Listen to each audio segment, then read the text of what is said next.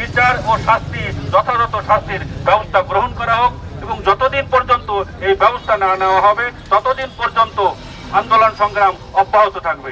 সকলকে শুভেচ্ছা এবং অভিনন্দন জানিয়ে আজকের আমার সংক্ষিপ্ত বক্তব্য শেষ করছি। ধন্যবাদ। আপনারা শুধু আমাদের আজকের এই মানববন্ধনে সংহতি প্রকাশ করবেন। এ পর্যায়ে সংহতি প্রকাশ করছেন বাসক নেত্রী কোহিনুর আক্তার কণা।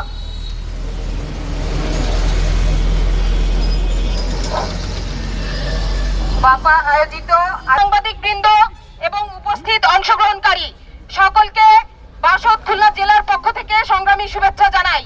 আমি অবশ্যই এই মানববন্ধনে সংহতি প্রকাশ করছি এবং এখানে যে দাবিটি করা হয়েছে খুবই যৌক্তিক যে এই কর্মকাণ্ডের সঙ্গে যারা জড়িত সেটির একটি তদন্ত করে সুষ্ঠু তদন্ত করে সেটির বিচার কার্য সম্পন্ন করার দাবি আমরা জানাচ্ছি।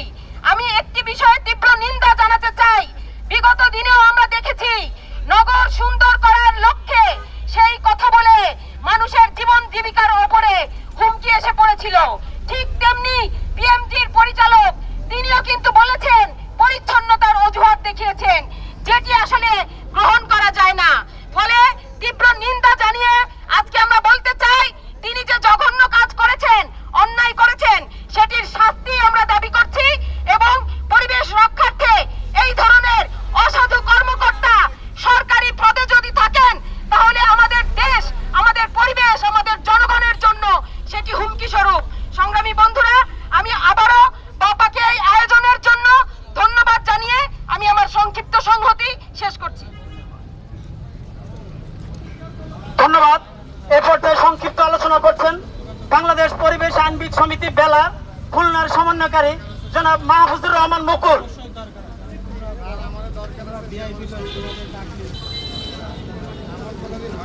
উদ্দেশ্য নিয়ে আজকের এই মানববন্ধন কর্মসূচি পালিত হচ্ছে। এটি একটি মানবিক কর্মসূচি, এটি একটি পরিবেশ রক্ষার কর্মসূচি, এটি একটি অঞ্চলকে সুরক্ষা রাখার কর্মসূচি। এবং এখানে যারা আছে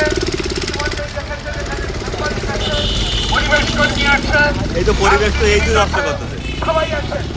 আমরা চাই পরিবেশ রক্ষা হোক, কিন্তু পিএমজি স্কুলের মধ্যে আমি ঠিক বাইরে থাকাতে ঠিক তার পরের দিন সকালে এসে দেখলাম নতুন একটা খেলা।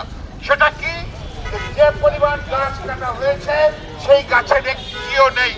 রাতের অন্ধকারে কিন্তু সেটা যে আমরা যে গাছগুলো হেলে পড়ে গিয়েছে সেইগুলো আমরা সরাচ্ছি। বিষয়টি কতটা মিথ্যার আশ্রয় নিয়ে এই কার্যক্রমটা হয়েছে সেটা খুবই দুঃখজনক। আমি একজন পরিবেশ কর্মী হিসেবে এর প্রতিবাদ জানাচ্ছি। আমি চাই দেশকে সবুজে পরিপূর্ণ করবো, এই আশাবাদ